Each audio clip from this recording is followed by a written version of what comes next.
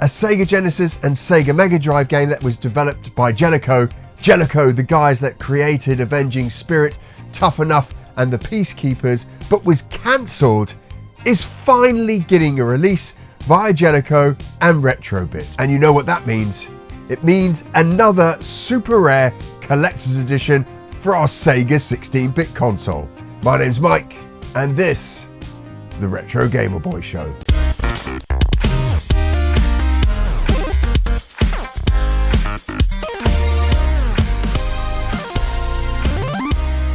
So Retrobit are starting 2025 off with a bit of a bang, and it's an unusual game for Retrobit as well. Now, we're used to Retrobit bringing us these classic Mega Drive games that often came out in Japan only, and then re-releasing them, officially re-releasing them as well, because these are the IP owners, the publishers that originally had those games that released them back in the day. They're releasing them again, but they're using Retrobit to do these re-releases. So these are official re-releases. We're used to them doing this kind of format of game, but now they're doing a game that was cancelled. So this game never got released. And from what I understand, the backstory is that the game was supposed to come out on the Sega Mega Drive in the early 90s, I think 1990, but never made it. And they've teamed up with Jaleco and City Connection, and they're going to release this game finally after 35 years. Now, as usual, it's a Retrobit game, so it's going to be limited to just the pre-order window. And given that this game has never been released before, this could be a very rare Mega Drive game, which means for collectors and people that like shoot 'em up type games, that this is going to be an expensive game to get your hands on if you miss that pre-order window. Now, looking at the information here, pre-order is between the 14th of January, so when this video goes out, and the 16th of February. So you've got about a month to pick up this game. And after that, you are going to be at the mercy of eBay and reseller prices. Now, Retrobit games tend to sell in the low hundreds if you're not buying them in the release window, so you're paying an extra 40, 50 on top of what the pre-order window is. But there are some games that go for multiples of hundreds, so you could be paying up to 4 times more the original price. So again, if you're a collector, and this is purely if you're a collector, I would definitely recommend getting it now. Otherwise, you are going to be paying a lot for it later. If you're someone that likes shoot 'em ups, it's the same thing, right? And shoot 'em ups on whichever platform you are tend to go for a ton of money, and that's because they never usually made shoot 'em ups in large quantities. It's quite a niche genre for people to get into. So if you're a shoot 'em up fan as well, I definitely encourage you to look at the pre-order window as the time to pick up this game. Otherwise, yeah, you're going to be paying a lot. Considering this game never got a release before, so there's no other option to play it physically other than getting it now at its proper official release 35 years later.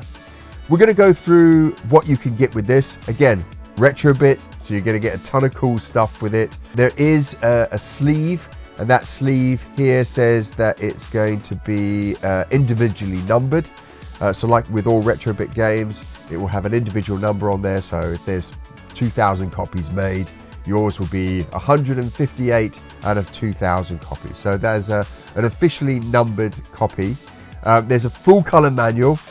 They've got what they're calling the Phantom Fighter cartridge.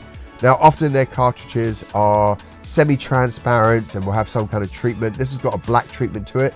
And then the PCB inside as well has some etching on it. So it usually has the logo on the back of the PCB.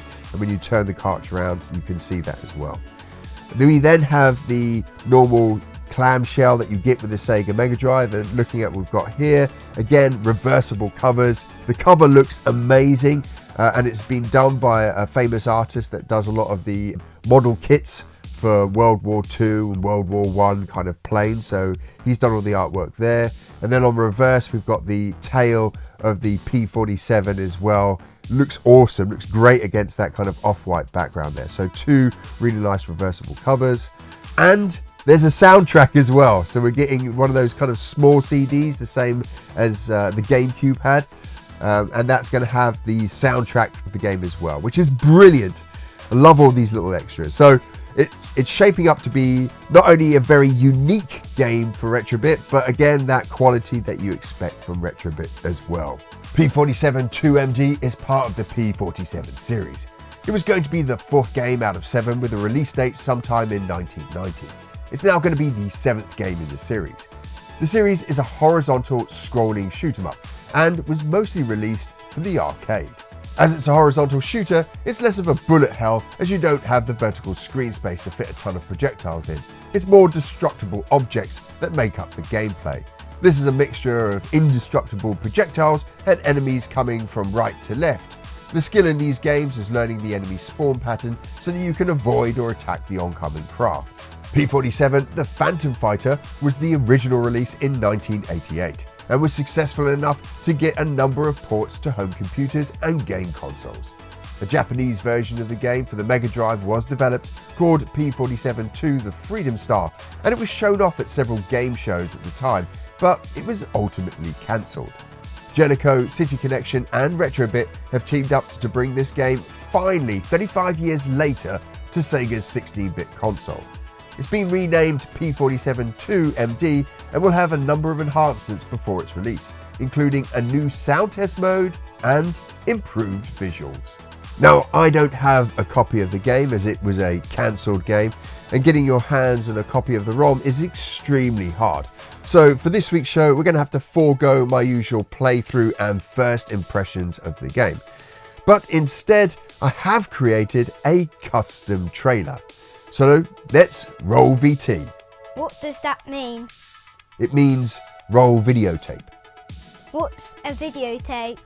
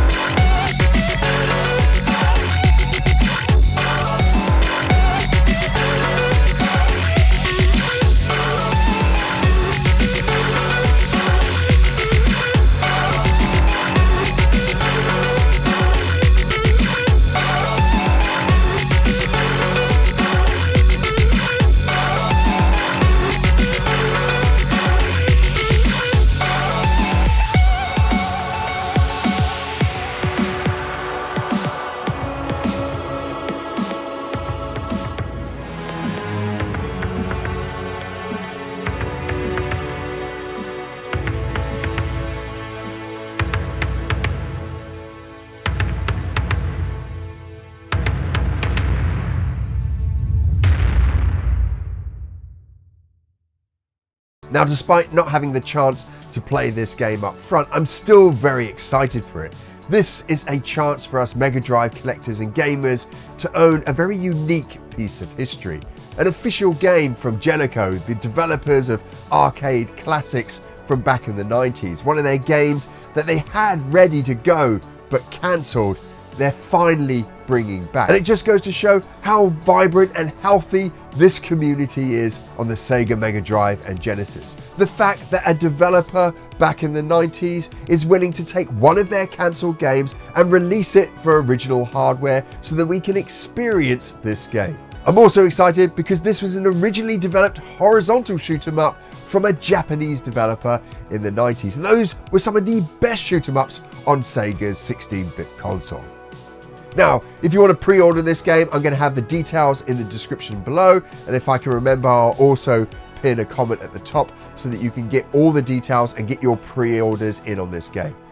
I know that Retrobit's last game, 𝗃𝗃𝗃 Collection 2, was on pause, and as far as I'm aware, is still on pause. So I'm just waiting for Retrobit to come back to me to let me know when exactly that's going to come off pause again, and you'll be able to get your pre-orders in for that awesome looking 𝗃𝗃𝗃 collection. That's it for this week's show. I'll catch you on the next one.